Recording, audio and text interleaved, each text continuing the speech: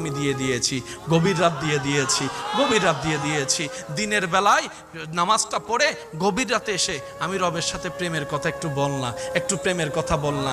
আমি গভীর রাতে তো আমি আল্লাহ ডাকতে থাকি, কার কি সমস্যা আছে বান্দা, আমি রবকে একবার বল, আমি রবকে একবার বল, আমি রবকে একবার ডেকে তো দেখ। বান্দারে, কে আছস অসুস্থ, আমি রবকে জানা, কে আছস অভাবী, আমি রবকে জানা, কার কি সমস্যা, আমি রব তোদের কথা শুনবো। রব ডাকতে থাকে, রব ডাকতে থাকে।